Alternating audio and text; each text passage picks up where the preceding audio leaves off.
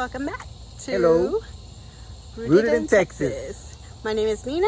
I'm Boyce. And we are going to do a garden tour today. It's June, late June. Yeah. And it is hot. Yes. It is hot. And this was requested by Nicole from Nicole Smith Gardening. She came over, was it last weekend? Yeah, last weekend she came over. She looked at it. She was like, why haven't you been doing this? I was like, girl, because... She's like, why haven't y'all did a garden tour? I want to see all these pretty things on YouTube. So this is what we're doing. So I'm going to turn you guys around and we're going to walk meander over there. Yes. All right, guys. So here are our sister trees. And yes, they are overgrown. They need a trim, like really, really bad. But they look so pretty. But they are so gorgeous. All right, and way over there in that blue house is our garden area. So let's head over there. So here, Boyce is going to be watering our fig trees. We did get some figs, but I don't think they were pollinated properly because they were like itty bitty. They were like this fig tree size. See that? They're very small. And they were starting to ripen. So we just went ahead and pulled them off. So this is another fig tree here. If anybody has any tips about how to make these figs grow bigger, please let me know. This is our elderberry tree that we bought last year, and it's growing. I need to put it up on this stake thingy. Oh, I gotta re-stake it. Yeah. Baby, you want to tell everybody about your... So Nina talked me into growing or planting some watermelon stuff. What kind of watermelons are they? Sangria watermelons. We weren't really expecting to get anything because we planted so late and it's hot. But we got 3 watermelons growing. Yes. And the recommendation for these sangria watermelons was from MB Heritage, Mr. Mike from that channel. So go check him out. He was the one that recommended this specific type of watermelon. He said that it's like his go-to. So of course we bagged it, but it's outgrowing the bag. Yeah. So we might have to take that out. As you can see, it's coming out from the seams over here. You can't even put it up anymore. We got that little one right there that's growing.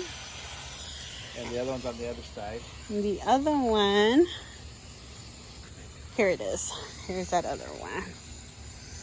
But yeah, they're coming along. Now we just got to figure out once they get bigger. Oh, and we got this little baby one coming along. Another one growing? Yeah, right here. We need to get another bag. Yeah. Oh, we can use that bag that's growing too big and just cover that one up. Yeah, so that's our sangria. We put in 4 seeds, and I didn't have the heart to take 2 out. So I'm kind of just letting them kind of do their thing. As you can see, the heat is getting to our garden. We are reaching up to hundreds every day, and with the humidity it feels like it's maybe 20 times hotter, or not 20 times, 20 degrees more hotter than what it is. And then this is our little sad flower garden, but the gumfrey is doing pretty good, as you can see, but everything else is kind of petering out because it's already ran its course. These are our green beans in our baby pool, which, as you can see, there's a lot of pest damage in here, but it's given us lots and lots of green beans. These are Bush Lake green beans. These were given to me by Miss Ashley from CNC Farm. So thank you, Miss Ashley. They came out really, really great. Go and check out Miss Ashley at her channel. Here we have our cucumbers. And these are big kahuna green beans down here, which they aren't doing too good. You can see there's yellowing in the leaves. So I'm not quite sure how to fix that. I don't think it's nitrogen because they produce nitrogen. So our cucumbers have tons and tons of flowers. They look more like male flowers instead of female flowers. So we shall see. There's a few little baby cucumbers here and there. There's one right there. We put a bag over it so that way no critters just try to get to it. But we already got one cucumber out of here, which was Athena's first cucumber. It's so adorable. This here in the blue pot is our stevia. Hold on, I'm trying to get this. It's trying to kill my stevia. I was going for it? Yeah. Okay. So this blue container is our stevia. I cut it back a lot because it was overgrowing. And I actually overwintered this from last year. So this is from last year, and it's doing beautifully. It's thriving. We also had some, what those beetles called, those green beetles? Oh, cucumber beetles. Cucumber beetles. Never seen them before. It was the first time. They're green with polka dots or like black streaks. Yeah. Something like that. And what's growing on the trellis here is our loofah. We haven't gotten a loofah yet. I'm not sure if it's going to do any good since we are really, really hot right now and it's really, really humid. So we're hoping that something will come out of that. Here in this hanging basket is some Ozark Beauty strawberries. We haven't gotten any strawberries. Every time there's a strawberry coming up, a critter's already gotten to it. And then over there is more bush-like green beans, but as you can see, they've got a lot of damage. I'm not sure if it's because some sort of disease has got to it or it's just too hot. So we might pull those out. We only got a few out of there because they're sickly looking.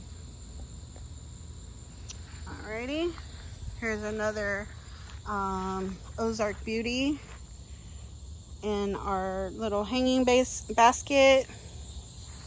Over here is our Turkish cap. We actually thought this guy died, but because of the freeze last year, but it came back. Look how pretty those flowers are. They're just so gorgeous. Look at that.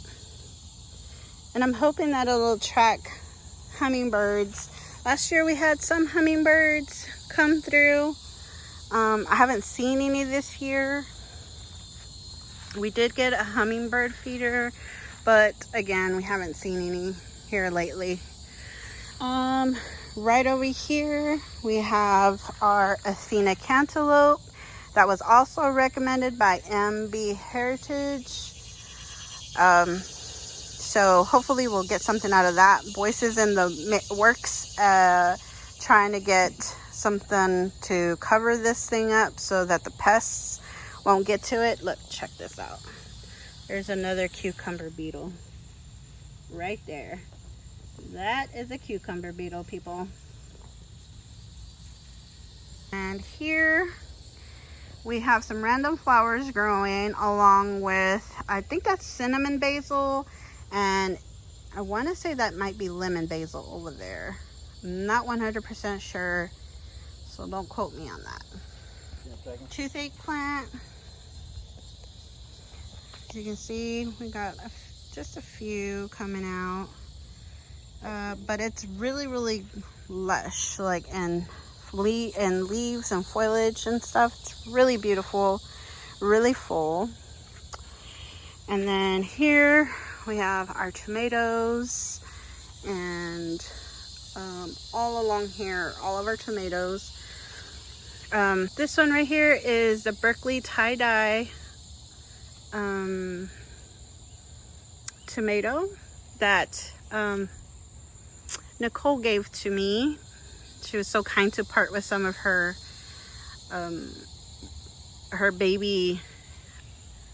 her baby tomato plants, and I'm getting some. How cool is that?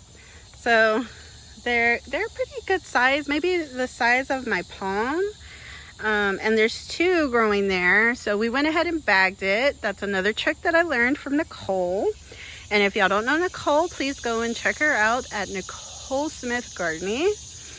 And then we have some other little ones there. And then this one here is a boxcar willy and large red cherry tomatoes, which it is really, really big. And we're trying to keep all the little caterpillars away. Here's another large cherry tomato. As you can see, check this guy out. You see that? Yeah, bugger. Needs to go away. Need to feed it to a chicken somewhere. But yeah, it's pretty loaded.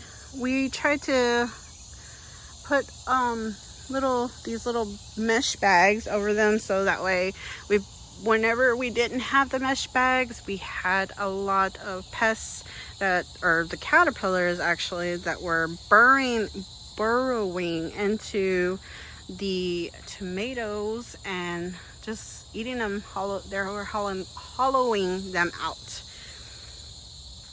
But yeah, this is it. A lot of these are either the boxcar willies, the large cherry tomatoes, sun golds. The indigo rose didn't do too good. This is it right here, and it didn't really do too good. Yeah. Let's see, we got a red snapper tomato right there. It isn't very big. I actually ordered that from Haas Tools whenever they were having like this sale, and I didn't think these tomatoes were gonna make it, but slowly but surely, they're just little late bloomers and they're a little stunted, but they're giving us a few tomatoes here and there. Let's see, what else?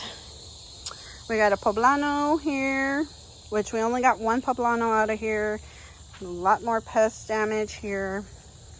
This is our tomatillos, and they are so loaded with flowers, but no tomatillos just yet. I'm actually afraid that it's too hot and they're just gonna fall off the flowers. Let's see, we got more tomatoes right here, all right in there. These are some more tomatoes that we got from Haas, and these poor guys are suffering so bad. Look at that. It's so sad. Look. So horrible, especially whenever you give it all the love, all the things for it to grow, and for this to happen. It's horrible. We got a mammoth jalapeno here, but we haven't gotten anything. Another mammoth jalapeno. Maybe these 3 right here, mammoth jalapenos. We got a few serranos, which we have gotten maybe a handful of serranos. Bell peppers. Bell peppers as well. Boy says that because they're really hot. Serranos are really hot. I mean, maybe not to a lot of people, but they're pretty hot. Right here we have a lime basil. It's not doing too good, but you know, and even our marigolds are kind of petering out a little bit.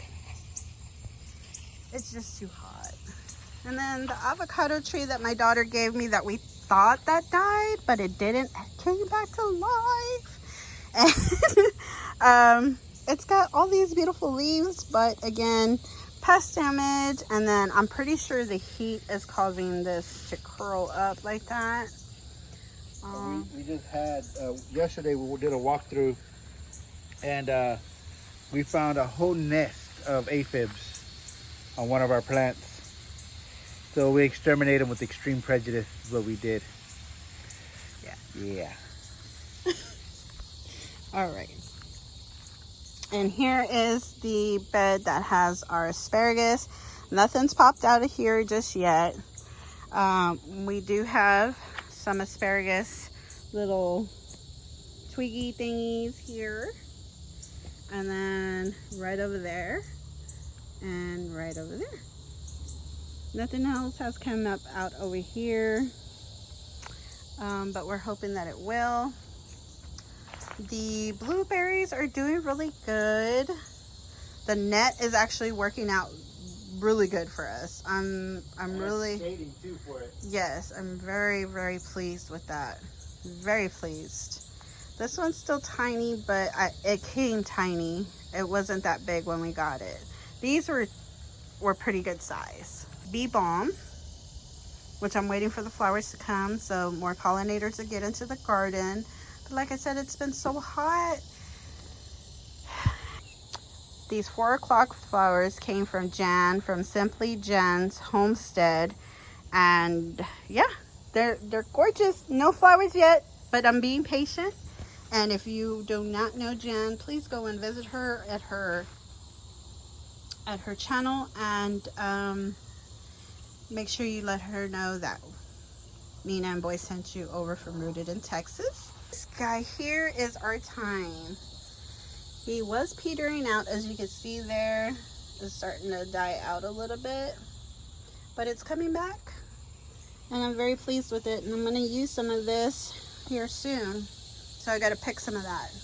And let's see here.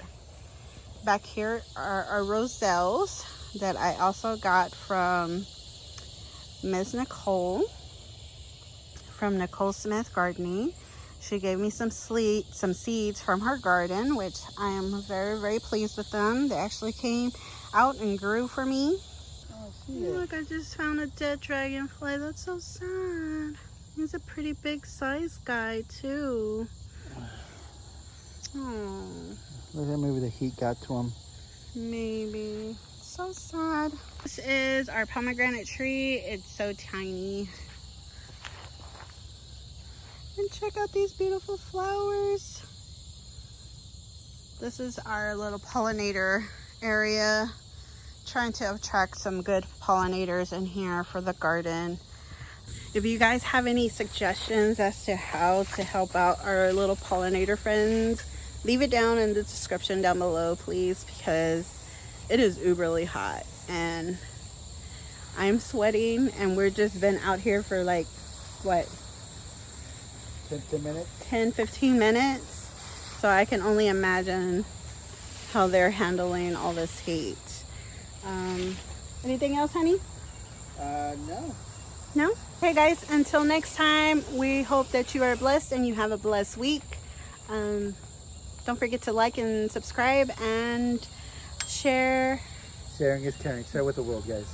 And be kind to one another. Until next time, guys, we'll talk to you later. Bye. Bye.